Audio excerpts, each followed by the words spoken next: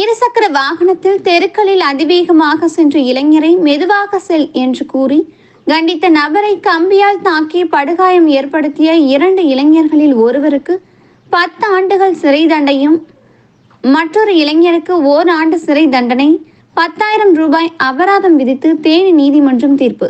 தேனி மாவட்டம் பெரியகுளம் அருகே உள்ள லட்சுமிபுரம் பகுதியில் இருந்து சருத்துப்பட்டிக்கு செல்லும் தெருவில் சருத்துப்பட்டியை சேர்ந்த இளைஞர்களான ரஞ்சித் மற்றும் சிரஞ்சீவி ஆகிய இருவரும் இருசக்கர வாகனத்தில் அதிவேகமாக சென்றுள்ளனர். அப்பொழுது லட்சுமிபுரம் பகுதியை சேர்ந்த முரளி என்பவர் அதிவேகமாக சென்ற இளைஞர்களை மடக்கி தெருக்களில் மெதுவாக செல்லுங்கள் என கண்டித்துள்ளார். அப்பொழுது இருசக்கர வாகனத்தில் சென்ற அவர்களுக்கும் முரளிக்கும் இடையே வாக்குவாதம் ஏற்பட்டுள்ளது. இதனை அடுத்து அந்த இளைஞர்கள் அவர்களது கிராமத்திற்கு சென்று அவர்களது உறவினர்களான வைரமுத்து மற்றும் அழகேசன் ஆகியோரை அழைத்து வந்து முரளி நடத்தி வரும் எலக்ட்ரானிக்ஸ் கடைக்கு சென்று தகாத வார்த்தைகளால் திட்டி அவர்கள் வைத்திருந்த கம்பி உள்ளிட்ட ஆயுதங்களால் முரளியை தாக்கி அவரை படுகாயம் அடைய செய்துள்ளனர். இதனை தடுக்க வந்த முரளியின் அக்கா இந்திராணியையும் கம்பியால் தாக்கி படுகாயம் அடைய செய்தனர்.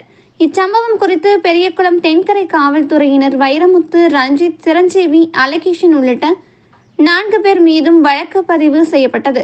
இந்த வழக்கு விசாரணையானது தேனி மாவட்ட ஒருங்கிணைந்த நீதிமன்றத்தில் உள்ள கூடுதல் மாவட்ட அமர்வு நீதிமன்றத்தில் நடைபெற்று வந்தது.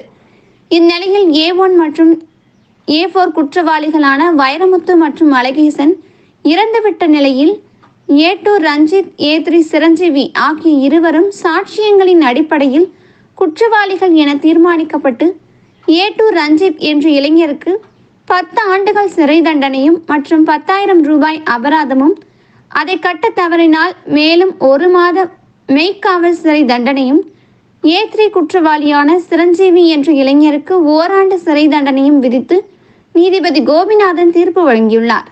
இதனைத் தொடர்ந்து குற்றவாளிகள் இருவரையும் சிறையில் அடைக்க காவல்துறையினர் பாதுகாப்புடன் அழைத்து சென்றுள்ளனர்.